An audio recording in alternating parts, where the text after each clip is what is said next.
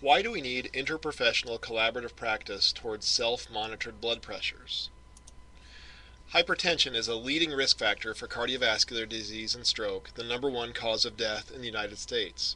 High blood pressure is often referenced as the silent killer, as it usually doesn't show any signs or symptoms.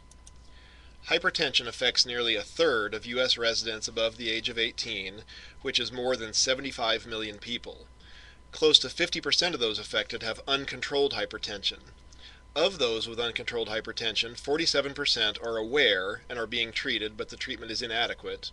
Another 20% are aware of their hypertension but are not being treated for it, and 33% are completely unaware of the problem. Uncontrolled hypertension is associated with an increased risk of cardiovascular morbidity, mortality, cerebral vascular accidents, an increased use in healthcare resources, and a decreased quality of life.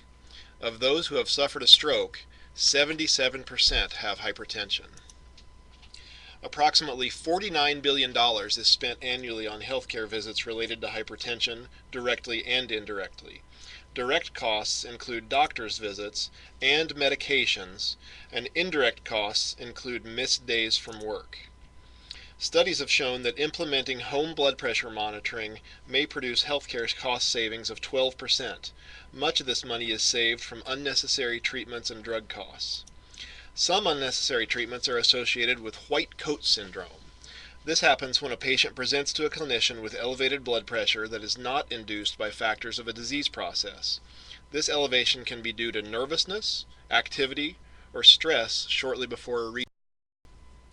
At the system level, lack of access to blood pressure readings done elsewhere within a healthcare system or concern over the reliability of those readings can lead to missed opportunities to diagnose and treat hypertension.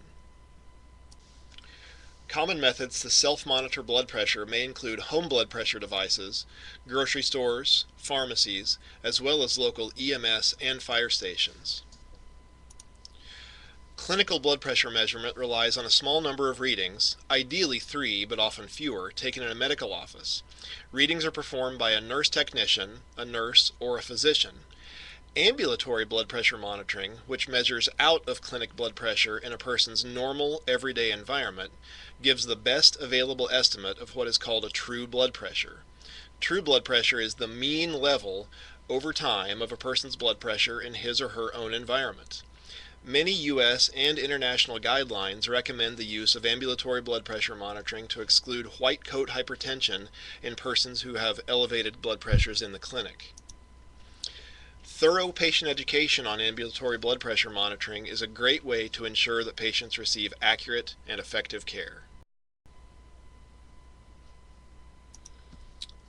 Health ICT is available to provide free technical assistance in developing an ambulatory blood pressure monitoring process into your patient care plans. If you're interested or would like to learn more, please contact us at healthict.org.